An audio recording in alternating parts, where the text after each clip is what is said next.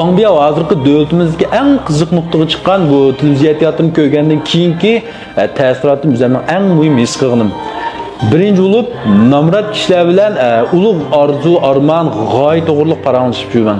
Ular keragi qo'sug'ining to'yishi, yanchug'ining to'yishi naq ishlarga qiziqdi. Ularga udul naq manfaatli kerakdi. Masalan, bu yerga Gouchichang qarsak Laomoni mo'shusul orqali keltirib olgan.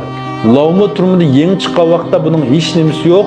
Bu yerda Gouchichang bir ko'naroq bo'lsin, bir uylarni berdi, oddiy bo'lsin, uyning saramjonlarini buning adi uning kendi o'zininki beliq yoymisimi buning birib mushuning orqali kirim qildi dedi.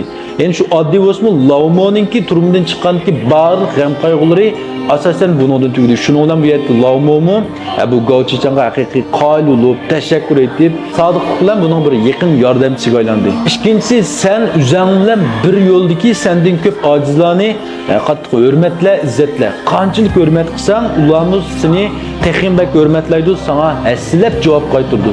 Masalan, bu yerdagi Shaolong turmidan chiqqan vaqtda, bu o'z ko'nglida o'ylagan bu yerdagi Gouchichangni yordami, buningkin ishlovlarla ütalaman deb qilgan vaqtda Gouchichang aksicha buni nihoyat yaqin birodardek ko'rib, bu kappo'g'icha buningga bu yerda bir chang'zini berib, nihoyat yaqin muomala qildi, hurmat qildi. Shuning bilan bu yerdagi Shaolong Shoxu Akkularni bu Gouchichangga butun vujudi bilan agishib, sodiq bilan xizmat qildi. Bularning ko'nglini mushunda qutib oldi. Uchinchisi, cho'nglar yaqin turish, ularga pul yoki boshqa buyumlar bilan emas, haqiqiy o'zingning vaqtini chiqarib, yaxshi muomala bilan ularning ko'nglini qutib ol deydi.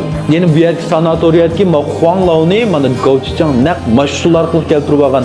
Hergizim onunga sovg'at, pul mal emas, balki 8 yil nayet kunda nurg'un vaqtini sarf qilib, amra olib, uning paranglashib, gapini anglab, shunami o'z o'g'ildim yaxshi muomala qilgan. Shuning uchun oxirida garchi Huang Laodan o'tilmisimi, bu Gouchichangga nayet yaxshi yordam qildi. Aslab javob qaytardi. Undaqda sizlar bu Huang Biao degan bu filmni ko'rib baqdinglarmi? Buni ko'rgandan keyin qanday ta'sirot berishdinglar? Sizlar bu filmga qaysi obrazni eng yoqtirdinglar?